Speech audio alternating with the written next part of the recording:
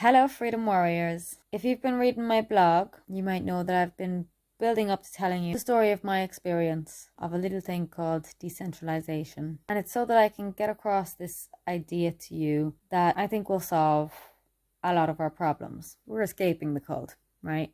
But the cult is all around us, which is the problem. In one of my blog articles, I talked about how we need to establish our goals in order to maintain focus. So I am establishing our goal in my mind as making ourselves independent of government. So independent that when the shit hits the fan, our system is set up in such a way that it is preferable to the system that they are currently planning. Well, the system that they're currently planning is the social credit system that they have in China. Right? They're getting the most compliant people as beta testers, just like they did in China, get them onto these Soviet passes, which recorded all sorts of information on behavior, relationships, all kinds of things that had nothing to do with health. It's pretty clear that those vax certs are a Trojan horse to the social credit system. Now, how they would set that up, how they would force people onto that system is really, really simple.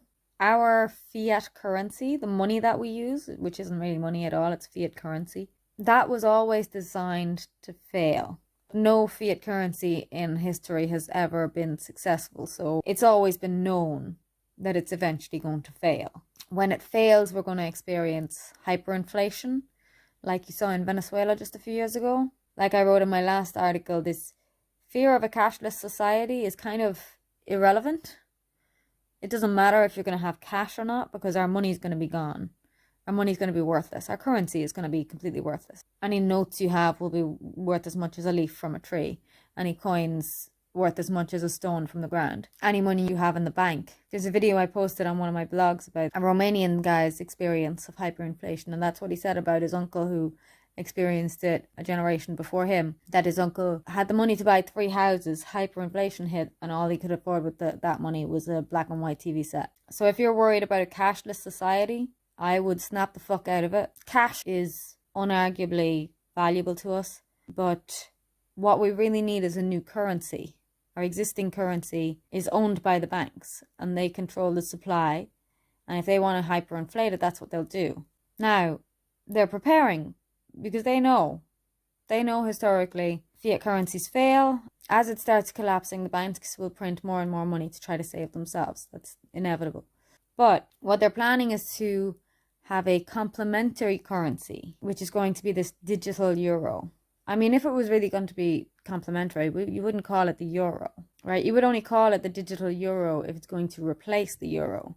But they say it's going to be complementary, so it's going to be in addition to our existing euro. It doesn't say this yet, but more than likely, the ECB, who's issuing this currency, is going to treat it like a social credit system token. So they will reward it for good behavior. And then you can use that for certain services. You can get discounts, things like this. And in the beginning, it'll just seem like, oh, the sheep are opting into this social credit system, but we're not buying it. But what's going to happen is they're going to get ahead, the beta testers. They're going to use it to get the discount, etc., etc. And then over a very short period of time, you'll notice inflation happening slowly enough, and then all of a sudden it just shoots up. In other words, the food you buy could be one price in the morning and another price in the afternoon. So it'll get pretty bad. But when this happens, the people who have this social credit system are going to benefit, because this currency isn't going to be affected by the hyperinflation. It's going to hold its value. So that's going to lead it to replacing our euro. Essentially, anybody who's left with the euro is going to be left with no money. And people who have this social credit system are on the new economic model of Europe. So in my last blog article, I talked about how we need to actually set up our own economic system outside of the euro, and this can be done so that when the euro inflates and collapses, we fall back on another option. And this other option should be set up in such a way that it benefits people even more than their social credit system, right? In other words, it has to facilitate freedom. Now, if you don't know what the fuck I'm talking about, here's my story. In about 2014, I think it was, one Christmas, my eldest brother, bought me a little bit of Bitcoin. It was about 20 euros worth, very little. But Bitcoin at the time was worth about $300. And when he gave it to me, it was a Christmas card with a number inside it, and I looked at this number and went, what the fuck? Like, this is the worst Christmas present I've ever received. He showed me how it worked. He showed me this QR code that you scan, you can check your wallet, explained everything to me. And I was still pretty skeptical, this digital money. But over time, I had this app on my phone, now and then I would look at it, and I noticed that the number kept changing, right? So it started out being worth like €20, and over time it was worth like 23, 27. Sometimes it would come back down again. Eventually I noticed it was like almost €40.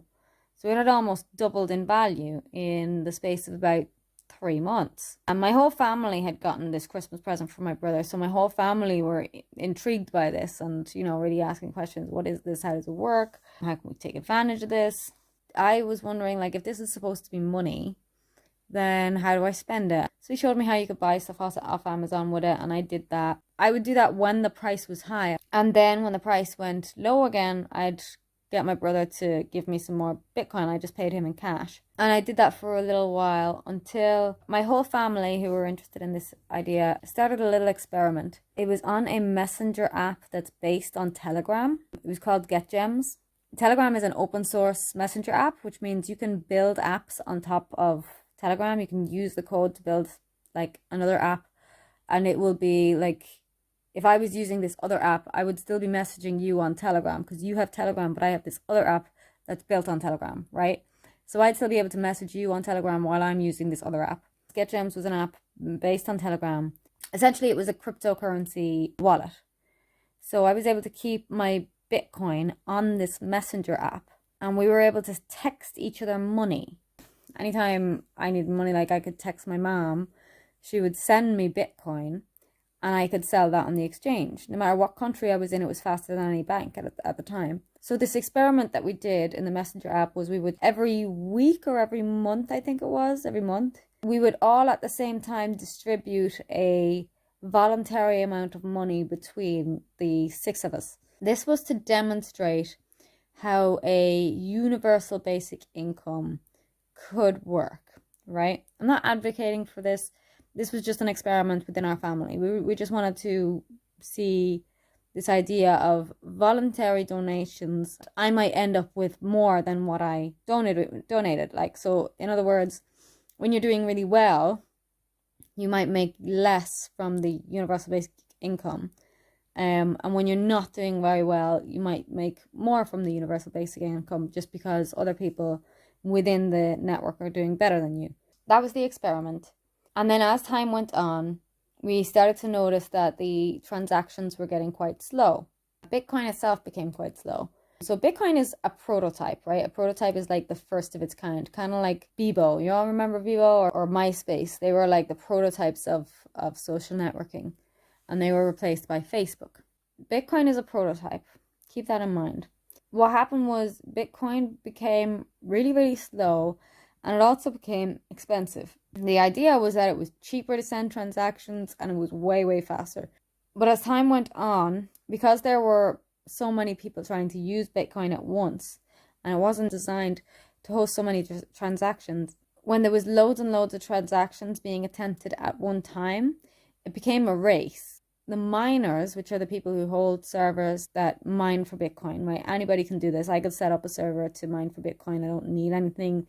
There's no central authority for me to go through to do that. I just have to have the money to buy a server and set up a miner and let the computer do the work. A server is just a really powerful computer, by the way. So anyway, as there's loads of transactions trying to go through at the same time, it becomes really competitive. And because it's competitive, the miners are able to charge a certain amount, right? So in other words, like, you have to bid to get your transaction through. So the higher price you pay to get your transaction through, the faster they're going to put it through for you. And that bid gets distributed to all the miners. It became expensive and slow, and I got bored of the idea when that happened. So I went off Bitcoin for a few years, until one day my brother told me about this social network.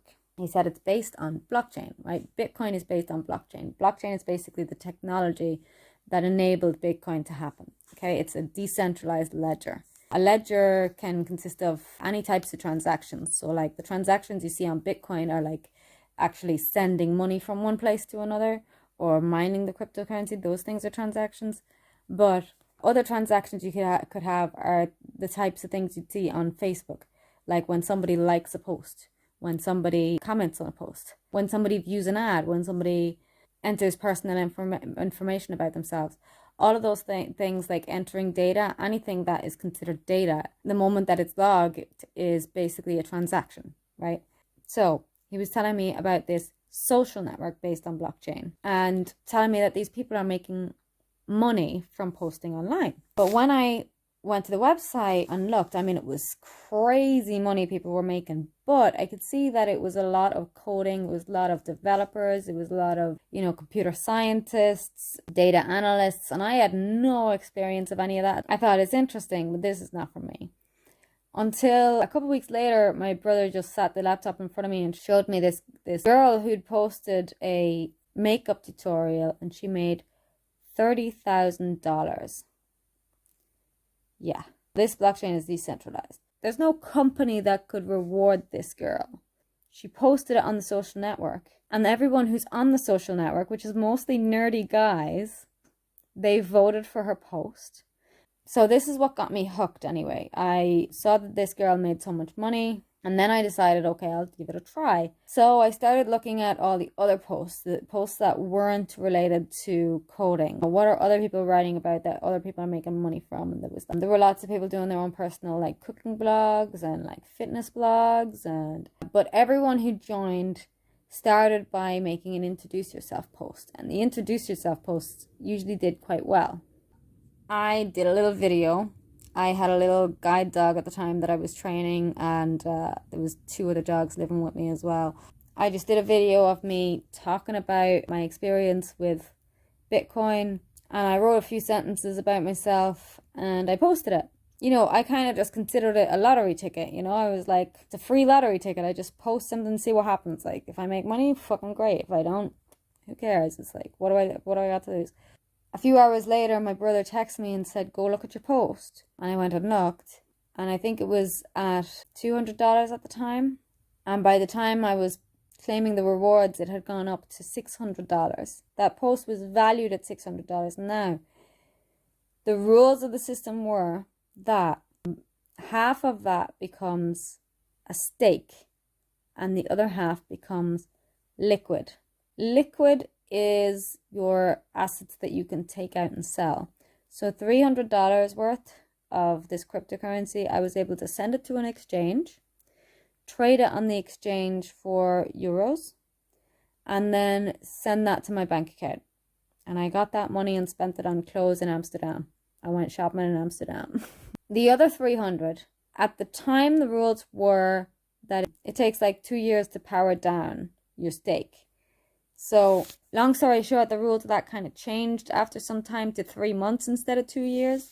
My stake is what essentially made me a stakeholder, right? I became a partial owner in this platform. I had $300 invested in this platform. Now, it didn't always stay worth $300, right? If anyone knows trading in stocks, the value goes up and down, right? So I had a certain amount of stake, and the value of that stake is going up and down all the time.